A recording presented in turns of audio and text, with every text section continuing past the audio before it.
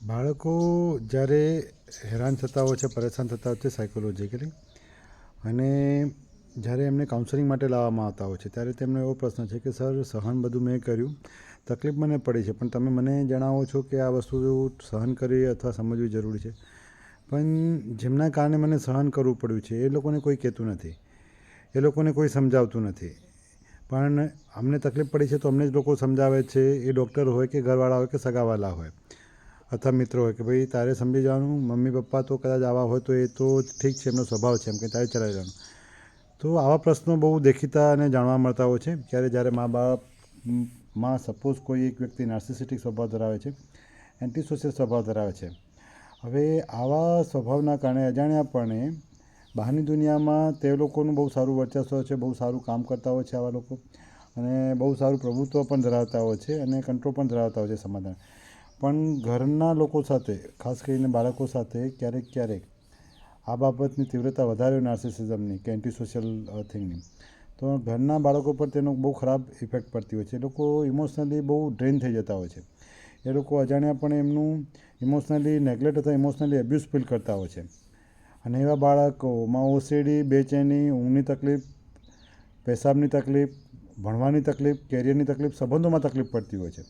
અને એવા જ બાળકો જ્યારે એમનું કેરિયર બગડે અથવા એના સ્વભાવમાં બદલાવ આવે, જેમ કે રડી પડવું, ગુસ્સે થઈ જવું, સુસાઇડ એટેમ્પ કરવું, લડાઈ ઝઘડા કરવા, વસ્તુ તોડફોડ કરવી, ફેંકી દેવું, અથવા દરેક નાની નાની બાબતોમાં ગુસ્સો કરવો, બરાબર છે, રડી પડવું, તો એકચ્યુઅલી એ અટેન્શન સિકિંગની એક પ્રતિક્રિયા નથી, એ એના ઇમોશનલ પેઇનની પ્રતિક્રિયા છે, જે ખાસ કરીને કુટુંબમાં મા બાપ દ્વારા અજાણ્યાપણે એમના સ્વભાવ નાર્સિસિસ્ટિક કે એમના હિસ્ટ્રીઓની પર્સનાલિટી અથવા બોર્ડરલાઇન પર્સનાલિટીના કારણે જે બાળકોમાં ઇમોશનલ ઇન્સિક્યુરિટી રહે છે, એ એક એકલતા અનુભવે છે, જે અસલામતીની ભાવના અનુભવે છે, જ્યાં હૂપ અને પ્રેમ નથી મળતો પણ સાથે નેગેટિવ એનર્જી મળે છે, નેગેટિવ ઇમોશન મળે છે.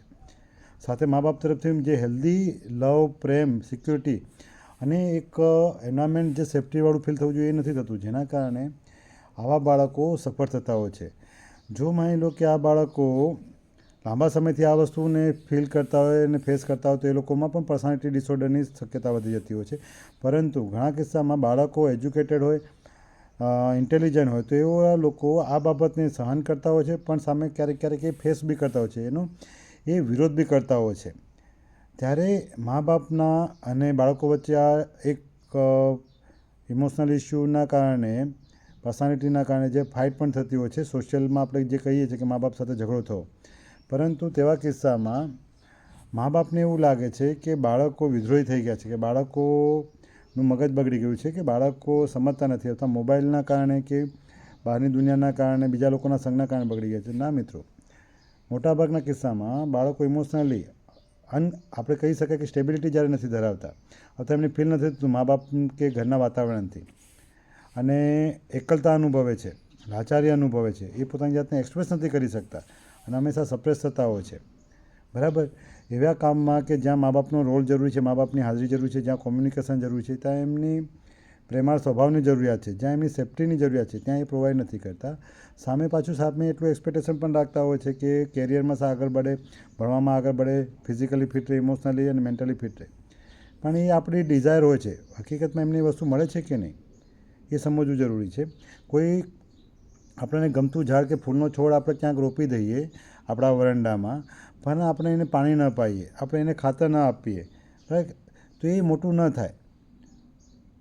ઘણી વખત ઇમોશન જે ઘરમાં છે એ એક વન કાઇન્ડ ઓફ, જેવી રીતે આ ઝાડને, ગુલાબના છોડને ઉછેરવા માટે જે જરૂરિયાતવાળી વસ્તુ છે, એવું ઇમોશન, પ્રેમ અને સેફ્ટી બાળકોને જરૂરિયાત છે. પણ એનો બેઝ પાછું ક્યાં રહેલો છે? એ જમીન ઉપર. તમે પાણી આપો, ખાતર આપો, પણ જો જમીન જ બરાબર ન હોય તો પણ તકલીફ છે. એટલે કે મા બાપ ઘણી વખત ઘરનું એન્વાયરમેન્ટ એવી રીતે પૂરું પાડે, જે જરૂરિયાતો પૂરી પાડે, પણ જેમાં જે બેઝિક નીડ છે, જેમાં હ્યુમન બિંગમાં આપણે એવું કહી શકાય કે મા બાપની પોતાની પર્સનાલિટી, મા બાપનો પોતાનો સ્વભાવ, મા બાપની પોતાની જાગૃતિ, એ પોતે એટલા મેચ્યોર ઇમોશનલી ન હોય. ભલે ઇન્ટેલિજન્ટ બહુ સારા હોય, બહુ સારો બિઝનેસ કરતા હોય, સારી પોસ્ટ પર હોય, કે સારો આપણે એવું કહી શકાય કે આઈક્યુ ધરાવતા હોય, બહુ સારા મની હોય, પાવર હોય, કોઈ સારી પોસ્ટ ઉપર હોય, પરંતુ ઇમોશનલ ઇન્ટેલિજન્સના અભાવના કારણે એના બાળકો કાં તો એવો સ્વભાવ ધરાવતા થાય છે, જો જે લોકો એક્સેપ્ટ કરી લે છે, અને જે લોકો એનો વિરોધ કરે છે તો એ લોકો ક્યારેક એનાથી સાવ અલગ બનતા હોય છે, જે ઘણી વખત એમ્પેથેટિક બનતા હોય નાર્સિસિસ્ટિકના બાળકો. અને ક્યારેક એ લોકો બ્રેકડાઉન પણ થઈ જતા હોય છે.